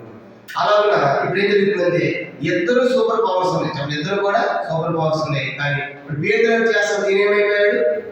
ఈయన మౌనం సైలెంట్ అయిపోయాడు. అప్పుడు వాడు లేచాడు, కాళ్ళు చేసి నడుచుకున్నాడు, గిరిలేసి పాదాలు నిలబడ్డాడు, దిగ్గు లేచి నడుచుకుంటా దేవుని స్తుతిస్తా ఉన్నాడు. ఇప్పుడు ఏం చేస్తున్నాడు? దేవాలయం లోపలికి వెళ్తున్నాడు. ఇక్కడ ఇంకో ప్రశ్న ఏంటంటే యేసు ప్రభువారు అప్పుడు శరీరం పెడితేమని చెప్పుకున్నాము, ఎన్నిదానండి? 50 వరకు. అంటే అప్పుడు దాకా యేసువాడు ఏ దేవాలయానికి వెళ్ళేవాడు? ఈ దేవాలయానికి వెళ్ళేవాడు. ఈ దారిలోకి పోవాలి, ఈ గేట్ నుంచి పోవాలి అందరూ కూడా, గోల్డెన్ దారి. అంటే యేసువాడికి కుంటివాడు కనపడున్నాడు. 10 రోజులు తీసుకొస్తున్నారు కదా. 50 రోజుల క్రితం కూడా ఈ గుంటోడు ఖచ్చితంగా దేవాలయం దగ్గర ఉండుంటాడా? ఉంటాడు, ఉంటే ఉంటాడు. మరి యేసు ఎంతమందిని బాగు చేశాడు కదా, ఈయన ఎందుకు బాగు చేయలేదు? యేసు మనం ఆడపడడం సహాయం చేశాడు కదా. మన వచ్చి అయ్యా ఏడుస్తూ ఉంటాయి, ఏంటంటే చనిపోయింది ఒకటే వెదవరాలు, ఒకటే కుమారుడు. యేసు పోయి జోక్యం చేసుకుని బతికించాడు కదా ఆమె ఏడవద్దని చెప్పి. మరి రోజు యేసు వస్తా ఉంటే వీడు క్యాప్ వేసి అడుగుంటాడు. మరి యేసు వారు కూడా ఎంతమంది బాగు చేసిన వాడు ఏం చేసి ఉండాలి? అద్భుతం స్వస్థం చేసి ఉండాలి. ఎందుకు చేయలేదు అంటే ఇక్కడ వచ్చిన కారణం ఏంటంటే యేసు ప్రభు ఆయన చేసిన అద్భుతాలు ఆయన చేశాడు, మిగతా నా వదిలి చేయాలి అని మన వదిలి పెట్టిపోయాడు. ఆయన చేసి కొన్ని చేశాడు, నెక్స్ట్ అప్పగించాడు, కొన్ని శిష్యులకు అపోస్తలులకు అప్పగించాడు. ఉదాహరణగా ఆది కాండంలో సృష్టి అంతా పేర్లు పెట్టింది ఎవరు చెప్పండి? ఆదమేనా? ఆదమ దేవుడా? మళ్ళీ దేవుడు అంటారు. సృష్టిని చేసింది ఎవరు? సృష్టిని చేసింది దేవుడు. పేర్లు పెట్టింది ఎవరు? మరి సృష్టి చేసిన పేర్లు పెట్టడం కష్టమా? ఇది ఏనుగు, ఇది కొబ్బరి చెట్టు, ఇది తాడి చెట్టు, పేర్లు పెట్టింది ఎవరు? అది దేవుడు పెట్టలేదా? అంటే దేవుడు చేసి ఆయన చేశాడు, మనుషులు చేసింది మరి మనం చేసాం. అంటే సృష్టి ఆయన చేశాడు, పేరు పెట్టింది ఆదాం. ఇప్పుడు ప్రశ్న ఏంటంటే ఈ కుటుంబాన్ని కూడా ప్రభు చేయగలరు, కానీ 50 రోజుల తర్వాత మా వాళ్ళు చేస్తారు. ఎవరు? నా శిష్యులు చేస్తారు. కొన్ని వదిలిపెట్టి వెళ్ళాడు ఆయన, అవి మనం చేయాలి. కనుక ఆయన చేసి వెళ్ళిపోయాడు. సంఘములో మనం చేయవలసిన పనులు మనం చేయాలి. అంటే సంఘంలో మన పనులు మనకున్నాయి కాబట్టి మన జీవితాలు అనేకులకు ఆశ్చర్యం కలిగించే విధంగా మనం చేయవలసిన పనులు మనం చేసేవారిగా ఉండాలనే సంగతి మనం జ్ఞాపకం చేస్తాం. ఇప్పుడు ఏమైందంటే గుడ్డివాడు గేటు బయట ఉన్నవాడు మంటపంలోకి వచ్చాడు, దేవాలయం లోపలికి వచ్చాడు అన్నమాట. 9వ వచనం 8వ వచనం వాడు దిగ్గున అపోస్తలుల కార్యం 3వ అధ్యాయం 8వ వచనం వాడు దిగ్గున లేచి నిలిచి నడుచుతూ గంతులు వేచి దేవుని స్తుతించు వారితో కూడా దేవాలయం లోనికి వచ్చాడు. వాడు బయటకు గేటు బయట వాడు ఎక్కడ వచ్చాడు? దేవాలయము లోపలికి వచ్చి ఎట్లా ఉన్నాడు? వాడు నడుచు దేవుని స్తుతించిన ప్రజలందరూ చూసి శృంగారమైన దేవాలయం ద్వారం వద్ద భిక్షము కొరకు కూర్చుని వాడు వీడే అని గుర్తెరిగి వాళ్ళు జరిగిందని చూసి విస్మయంతో నుండి పరవశులైంది. ఇప్పుడు వాడు ఒట్టిగా రాక దేవుని స్తుతిస్తా ఉన్నాడు, గెంతులు వేస్తున్నాడు. ఇప్పుడు ఎంత సంతోషం. ఇప్పుడు చిన్న ప్రశ్న ఏంటంటే, ఇప్పుడు వానికి ఏమొచ్చినాయి? కాళ్ళు వచ్చింది. కుంటివాడికి ఏమైందంట? కాళ్ళు వచ్చింది. ఇప్పుడు కుంటివానికి 1 కేజీ బంగారం ఇచ్చే సంతోషం ఉండదు, కాళ్ళు వచ్చిన సంతోషం ఎక్కువ ఉండదా? అది కదా. పాప అడిగింది ఏంటి? భిక్షం అడిగాడు. వీళ్ళిచ్చింది ఏంటి? మన జీవితం ఇచ్చాడు. కుంటోడు లేకుండా లేయి అని అన్నారు. చూసారా? అంటే ఎంతో సంతోషం కదా. వీళ్ళు అడిగిందేమో భిక్షం అడిగారు, వాళ్ళు ఇచ్చిందేమో చాలా పెద్ద. మన దేవుడు అడిగిన వాటికంటే, ఊహించి వాటికంటే అత్యధికంగా చేసేవాడు. అలా అద్భుతంగా వాడు కాళ్ళు వచ్చేసి, కానీ ఇప్పుడు ఆ సంతోషాన్ని కేజీ బంగారం ఇస్తే కూడా ఆ సంతోషం లేదు, అంత సంతోషం. కానీ ఇప్పుడు దాన్ని కుంటోడిని ఇతను ఆధారపడ్డాడు. ఇప్పుడు ఆ దేవుడు కాళ్ళు ఇచ్చాడని, దేవుడు సుదర్శన ప్రారంభించాడు, దేవుడు లోపలికి వచ్చాడు కనుక క్యాప్ వేసినప్పుడు వాడు ఎవరితో ఉన్నాడంటే చూడండి, అపోస్తులతో ఉన్నాడంట. అపోస్తులతో అమర్చదండి 11వ వచనం. వాడు పేతురును యోహాను పట్టుకొని ఉండగా ప్రజలందరూ విషయం నుండి సొలొమోను మంటపంలో ఉన్న వారితో గుంపుగా పరిగెత్తి వచ్చి, ఇప్పుడు ఆ కుంటివాడు పేతురు యోహాను పట్టుకున్నాడు. ఆ మాట ఎవరు పట్టుకున్నాడు? అంటే అపోస్తులతో ఉండటం, దైవ సేవకులతో ఉండటం, యాజకులతో ఉండటం ఎంత మంచిదో కదా. నిజ సేవకులతో ఉండటం అనేది ఎంతో బాధ్యత. ఒకప్పుడు కుంటివాడే, కానీ ఇప్పుడు అపోస్తులతో ఉన్నాడు. దేవాలయం లోపల ఉన్నాడు, బయట ఉన్నాడు. బయట ఉన్నవాడు దేవాలయం లోపల రావడమే కాదు, ఇప్పుడు అతడు అపోస్తులతో ఉన్నాడు. అది ఊహించడం ఎట్లా ఉండదు? అపోస్తులతో నిలబడటం అంటే ఎంతో బాధ్యత కుంటివానికి కలిగింది. ఆ రీతి ఇప్పుడు వాడు నిజ సేవకులతో మనం ఉండాలి కనుక, నిజ సేవకులతో కనుక సంఘముతో మనం ఉండాలి. ఆ సంగతి మనం జ్ఞాపకం చేయబడుతుంది. ఆ రీతిగా ఈ అద్భుతం జరిగింది. అదే తర్వాత ఈ రీతిగా కుంటివాడు లేచి నిలిచి నడవటం బహిరంగంగా అందరూ చూశారు. బహిరంగంగా అందరూ కూడా చూశారు. ఇప్పుడు ఇదంతా ఎక్కడ జరుగుతుంది చెప్పండి? యెరూషలేములోని శృంగారం అనే దేవాలయ ద్వారంతో ఉన్నాడు కనుక ఆ దేవాలయంలో జరిగింది. ఇప్పుడు దేవాలయం ద్వారంతో వాడు ఎక్కడ వచ్చాడు? దేవాలయము లోపలికి వచ్చాడు. మరి దేవాలయం లోపల ఎవరు ఉంటారు? 4 అధ్యాయం మనం చూసాం. దేవాలయం లోపల ఎవరు ఉంటారు? 4వ అధ్యాయం 1వ వచనం చూడండి. వారు ప్రజలతో మాట్లాడుతుండగా యాజకులు, దేవాలయం అధిపతి, సద్దుకయ్యులు వారి ప్రజలకు బోధించాయి. యేసును బట్టి మృతులను ప్రోత్సాహం ప్రకటించి కవరపడి వారి మీదకి వచ్చింది. ఇప్పుడు దేవాలయంలో ఉన్నారంటే యాజకులు ఉన్నారు, దేవాలయపు అధిపతి ఉన్నారు, సద్దుకయ్యులు ఉన్నారు. ఇప్పుడు దేవాలయం లోపలికి వెళ్తే దేవాలయం లోపల పనిచేసే యాజకులు ఉంటారు, యాజకులు ఉన్నారు, సద్దుకయ్యులు, దేవాలయ అధికారులు ఉన్నారు. ఇప్పుడు వీళ్ళందరూ ఉన్నారు. వీళ్ళందరూ ఎవరు చూస్తున్నారు చెప్పండి? ఇప్పుడు కుంటివాడైనా కొన్ని రోజులు భిక్షవాడు లేట్ వచ్చాడు, ఎక్కడికాడు వచ్చేది అంత ఆశ్చర్యపడుతున్నారు. అంటే దేవాలయం బయట లోపల ఉన్న వారికి కూడా ఈ కుంటివాడు పాడు చేసే పూర్తిగా అర్థమైపోయింది. దీంతో ఈ బహిరంగ అందరికి అర్థమైపోయింది. మొదటి సంగతి సమాప్తం అయిపోయింది. మొదటి 11వ వచనం మొదటి సంగతి. ఇప్పుడు రెండో సంగతి రాసుకున్నాము. అపోస్తలుల కార్యములు 3వ అధ్యాయం 12 నుంచి 16 వచనాలు రెండో సంగతిగా రాసుకున్నాం. అపోస్తలుల కార్యములు 3వ అధ్యాయం 12 నుంచి 16 వచనాలు 3వ సంగతిగా రాసుకున్నాం. రెండో సంగతిగా రాసుకున్నాము. దానికి ఒక టైటిల్ ఇద్దాము. రెండో సంగతి 12 నుంచి 16 వచనాలు. శక్తి యొక్క దైవిక మూలము. శక్తి యొక్క దైవిక మూలం బ్రాకెట్లో మా వలన కలిగినది కాదు, మా వలన కలిగినది కాదు. అపోస్తలుల కార్యములు 3వ అధ్యాయం 12 నుంచి 16 వచనాలు రెండో సంగతి రాసుకునే టైటిల్ శక్తి యొక్క దైవిక మూలము బ్రాకెట్లో మా వలన కాదు అని రాసుకోండి. శక్తి యొక్క దైవిక మూలం అంటే మా వలన కలిగినది లేదా మా వలన జరిగినది కాదు అని రాసుకున్నాం. ప్రారంభిద్దాము. 12వ వచనం. అపోస్తలుల కార్యం 3వ అధ్యాయం 12 చదవండి. పేతురును దీన్ని చూచి ప్రజలు తిట్టినారు, ఇశ్రాయేలులారా మీరు ఈ విషయం ఎందుకు ఆశ్చర్యపడుతున్నారు?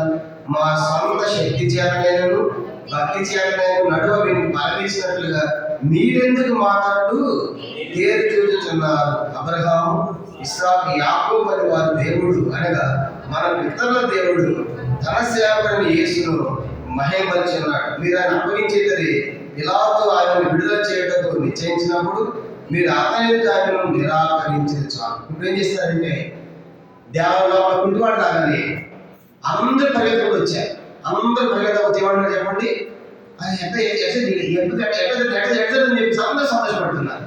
సంతోషపడతామని ఇప్పుడు అపోస్తులు అక్కడ పేతురు గారు, యోహాను గారు ఉన్నారు. వాళ్ళు ఏమంటున్నారంటే 12వ వచనంలో, ఇశ్రాయేలీయులారా మీరు దీనికి ఎందుకు ఆశ్చర్యపడుతున్నది? మా సొంత శక్తి చేతను భక్తి చేతను మేము చేయలేదు.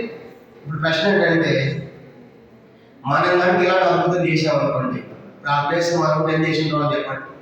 మనగంటే కాసేపు పేతురు గారు, యోహాను ప్లేస్లో అనుకోండి, ఇలాంటి కుక్కలు లోపలికి వచ్చాడు. అంతా జరిగిందని ఏమన్నారు? కాదు పెట్టుకుని నేను ఎంత ప్రార్థన చేశానో తెలుసా, ఇంటి వాళ్ళు లేచిపోయాడు. అర్థమైందా? అది మా ప్రార్థన, మా పవర్ అంటారు కదా. వాళ్ళు ఏమంటున్నారు? మా వలన కలిగింది ఇదే, అదే కదా. టీవీ ఆన్ చేసి అని చెప్పు ఎంత చెప్పండి.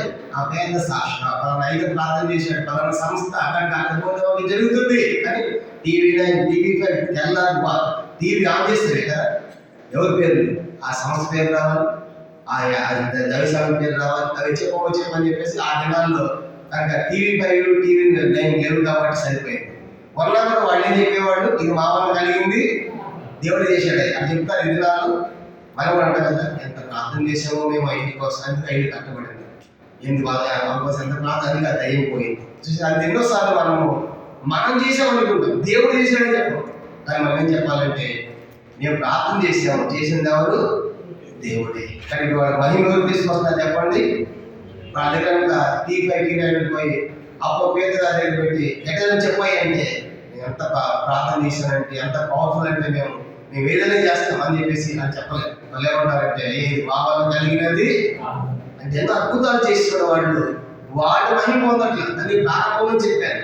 వాళ్ళు వెనకాల జరిగిస్తున్నారు ఎవరైనా పరిశుద్ధాత్మ దేవుడు చేశాడు. వాళ్ళు దేవుడు తీసుకొచ్చారు. అయ్యా మా ఇంటి మాత్రమే చూస్తున్నారు, నేను భావించింది ఏం కాదు కాబట్టి మా వల్ల తెలియదు కాదు, మా శక్తితో మా భక్తి జరగలేదు. ఎట్లా జరిగింది? పరమవచ్చు అబ్రహాము, ఇస్సాకు, యాకోబు అని వారి దేవుడు అనగా మన పితరుల దేవుడు తన సేవకుడు యేసుని మహిమపరిచాడు. యేసు చేసేది పని, యేసుతో జరిగింది. తర్వాత అయితే ఆ యేసుని నిరూపించారు. పరమవచనం, మీరు ఆయనను అప్పగించింది ఎవరికి? పిలాతు ఆయనను విడుదల చేయడం నిశ్చయించినప్పుడు మీరు అతని ఎదుట ఆయనను నిరాకరించి చేసింది ఎవరంటే యేసు చేశాడయ్యా. కనుక మన పితరుల దేవుడు యేసుని మహిమపరిచాడు, యేసుతో జరిగింది అని చెప్తా అంటారు. ఆ యేసుని మీరు ఏం చేశారు? నిరాకరించారు. యేసుని చేశారు యూదులు, నిరాకరించారు. అంత మాత్రమే కాదు, మా పిలాతు ఏం చేయాలనుకున్నాడు? యేసును విడుదల చేయాలనుకున్నాడు. చెప్పడని చెప్పి 11వ వచనంలో పిలాతు ఏం చేయాలంటే యేసును విడుదల చేయాలనుకున్నాడు. కానీ మీరు ఏం చేశారంటే ఆయనను అతని నిరాకరించారు. చూడండి, మా పిలాతు తీసుకొచ్చారు యేసు వారిని. మా పిలాతు చాలా ప్రయత్నం చేశాడు విడిపించాలని. యోహాను సువార్త 18వ అధ్యాయము 38 నుంచి 39 వచనాలు ఏముంటుందంటే, ఇతను నాకు ఏ దోషము లేదు అంటాడు మొదటిసారి. యోహాను 18వ అధ్యాయము 38 నుంచి 40 వచనాల్లో అక్కడ మొదటిసారి ఏమంటాడు పిలాతు, అవన్నీ నువ్వు రాజు, నేను రాజుని, మరి రాజ్యము అది సంబంధమైనది కాదని చెప్పిన తర్వాత ఇతరులో నాకు ఏ దోషం లేదు మొదటిసారి చెప్పాడు. యోహాను సువార్త 19వ అధ్యాయం 4వ వచనంలో రెండోసారి మళ్ళీ అదే మాట చెప్తాడు, ఇతను నాకు ఏ దోషం లేదు. 19వ అధ్యాయం 4వ వచనం రెండోసారి. మన యోహాను 19వ అధ్యాయం 6వ వచనంలో మూడోసారి అంటాడు, ఏదైతే నాకు ఏ దోషము అంటే 3 సార్లు చెప్పాడండి. అంటే 3 సార్లు కూడా ఏం చేయాలి? పిలాతు ఆయనను విడిపించాలని చూశాడు. మొదటిసారి చెప్పాడు దోషం లేదని, రెండోసారి చెప్పాడు 19 సార్లు, 3 సార్లు చెప్పాడు. పిలాతు కూడా ఏం చేయాలి? దోషం లేనప్పుడు ఏం చేయాలి? దోషం లేదన్నప్పుడు ఆ వ్యక్తిని ఏం చేయాలి? విడుదల చేయాలి. కానీ పిలాతు కూడా అన్ని వ్యక్తికి ఏం చేశాడంటే, మీ ఇష్టం చేసుకోండి, కచేరీని పడుకుంటున్నాం, ఇదే జడ్జిమెంట్ అయ్యా, తప్పు లేదని చెప్తాము, శిక్షించాలి, ఎట్టో వదిలిపెడతాం. కనుక అది అన్యాయం తీర్పండి. యేసు అన్యాయం తీర్పండి, తప్పు లేదని చెబుతున్నాడు, తీసుకుని పోయి మీ ఇష్టమైన చేసుకోవాలని సిద్ధుకు అప్పగించాడు. అంటే అదే ఇప్పుడు ఇలాగ ఏం చేయాలనుకున్నాడు? ఇప్పుడు పేదగా చెప్తాడు, దేవాలయంలో అందరూ ఇదంతా ఎవరు ప్రకటిస్తున్నాడు? దేవాలయము లోపల దేవాలయం బయటగా కొన్ని కూడా లోపలికి వచ్చాడు. యాజకులు ఉన్నారు, అధిపతులు ఉన్నారు, మీకు లోపల ఉన్నటువంటి ప్రజలందరూ వింటున్నారు. ఇది మామూలు జరగలేదు, యేసు చేశాడు. యేసు తండ్రి మీరు మహిమపరిచాడు. ఆ యేసు మీరు ఏం చేశారు? 50 రోజుల క్రితం సిలువేశారు కాదు, నిరాకరించారు కాదు. మా పిలాతుని విడుదల చేయాలనుకున్నప్పుడు మీరు ఏం చేయలేదు, దాన్ని నిరాకరించి ఏం చేశారంట? 14 వచనం అపోస్తలుల కార్యం 3:14, మీరు పరిశుద్ధుడును నీతిమంతులైన వారిని నిరాకరించి నరహంతకుడైన మనిషిని మీకు అనుగ్రహమని అడిగింది. కానీ యేసు వద్దన్నారు, పరిశుద్ధులు నీతిమంతులు యేసు నిరాకరించారు. ఎవరిని కోరుకున్నారు మీరు? నరహంతకుని కోరుకున్నారు. ఎవరు కోరుకున్నారు? వాళ్ళు ఎవరు? నరహంతకుడు ఎవరు? ఆయన పేరు రాయబుద్ధి బరపాలు కోరుకున్నారు. వాడు నరహంతకుడు మనుషులు తప్పినవాడు, అన్నం చేసేవాడు కనుక అట్లాంటి బరకున్నారు. నరహంతకుడు బరపాలు మీరు కోరుకున్నారు కదా. యేసు వద్దన్నారు, పరిశుద్ధులు నీతిమంతులు యేసు వద్దని మీరు బరపాలు కోరుకున్నారు కానీ అని చెప్పి సువార్త ప్రకటిస్తూ ఇంకేమంటాడు? ఆ బరపాలు మీరు అడిగారు. 15 వచనం, మీరు జీవాధిపతిని చంపితే కానీ దేవుడు ఆయనను మృతుల నుండి లేపిన అందుకు మేము సాక్షులు. కాబట్టి జీవాధిపతి చంపారయ్యా. ఇప్పుడు వాళ్ళకి ఏం ప్రకటిస్తారు చెప్పండి? ఇది సువార్త ప్రకటిస్తున్నారు కనుక ఎవరు పేదలుగా నిలబడి ఎవరు ప్రకటిస్తున్నారు సువార్త? దేవాలయము లోపల ఉన్న వారికి అద్భుతంగా అడుగుతున్నాడు. చూడండి, మేము చేయలేదు ఇది, మన పిల్లలు యేసును మైపరిచారు, యేసుతో జరిగింది కానీ ఆ యేసు ఏం చేశారు? మీరు నిరాకరించారు. ఆ పిల్లలకు విడుదల చేయాలనుకున్నాడు కానీ మీరు ఆయన నిరాకరించి, పరిశుద్ధ యేసు నిరాకరించి నరహంతకుడు బరకగా కావాలనుకున్నారు కదా. అట్లా కోరిక మీరు జీవాధిపతి ఏం చేశారు? చంపారు. కానీ దేవుడు ఆయన మృతుల నుంచి లేపాడు. మరి దానికి సాక్ష్యం ఆయన మాకు తెలుసు. 4 నెలలు మాతో ఉన్నాడు, మేము చూస్తున్నాడు, ఆమె వెళ్ళిపోయాడు అనే సంగతులు వాళ్ళు సువార్త ప్రకటిస్తున్నారు. 16 వచనం, 15 అందుకు మేము సాక్షులము. ఈ మాట పదే అంటారు. 2వ అధ్యాయం చెప్పాడు. 2వ అధ్యాయం ఏమన్నారు? 2వ అధ్యాయం 32వ వచనం. 2వ అధ్యాయం 32వ వచనంలో దీనికి మేము అందరము సాక్షులం. దీనికి మేము అందరము సాక్షులు. ఈ మాట పదే అంటారు. మేము సాక్షులు, మాకు తెలుసు ఆ సంగతి. ఆ యేసు భూమి మీద పట్ల వెళ్ళిపోయాడు లేచే సమాజం నుంచి అని మేము సాక్షులమని ప్రకటించారు. 16వ వచనం, ఆయన నామమందలి విశ్వాస మూలముగా, ఆయన నామమే అంటే యేసు నామమే మీరు చూచి ఎరిగిన వీరిని బలపరిచెను. ఆయన వల్ల కలిగిన విశ్వాసాన్ని మీ అందరి ఎదుట వీరికి ఈ పూర్ణ స్వస్థత కలుగు చేశారు. కానీ ఫైనల్గా చెప్పేశారు, ఇది మా ద్వారా జరగలేదు, మా శక్తి భక్తి జరగలేదు. ఎవరు జరిగింది? యేసు ద్వారా జరిగింది. కానీ ఆ యేసుని నిరాకరించారు, యేసుని సిలువేశారు. విడిపించాలనుకోలేదు కానీ మీరు దాన్ని నిరాకరించి ఆయన సిలువేసి చంపారు జీవాధిపతిని. ఆయన సమాధులు లేచాడు, మేము సాక్షులు. కాబట్టి ఆయన నామమే, ఆ యేసు నామమే నేను బలపరిచింది. ఆయన నామంలో వీడు లేచాడనే సంగతి, సంపూర్ణ స్వస్థత కలిగిన సంగతి వాళ్ళు ప్రకటించినట్టుగా మనకి కనపడుతుంది. దీంతో మనకి 3వ అధ్యాయంలోని 2వ సంగతి కూడా ముగించబడింది. 2వ సంగతి 12 నుంచి 16 వచనాలు శక్తి యొక్క దైవిక అంటే మా వలన కాదు, మా వలన కలిగినది కాదనేది ఇప్పుడు దేవాలయం లోపల ఉన్న వారికి ప్రకటించారు. ఇంతవరకు ఆపేస్తున్నాము. ఇక 3వ సంగతి అన్నది ఇక 17 నుంచి 26 వచనాలు రాసుకోండి. అది వచ్చేవారు మనం ప్రారంభిస్తాం, అది ప్రార్థన చేసుకుంటాం. దీంతో మనకి అపోస్తలుల 3వ అధ్యాయంలోని 2 సంగతులు మనం ముగించుకున్నాము. మొదటి 11 వచనాలు బహిరంగ స్వస్థత అని రాసుకున్నాము. 12 నుంచి 16 వచనాలు రెండవదిగా శక్తి యొక్క దైవిక మూలం, మా వల్ల కలిగినది కాదు. దాని 2 సంగతులు మనం పూర్తి చేసాము. 3వ సంగతి 17 నుంచి 26 వచనాలు మనం వచ్చేవారు మనం ప్రారంభిస్తాం. మోకరించండి, ప్రార్థన చేసుకుంటాం. ప్రార్థన.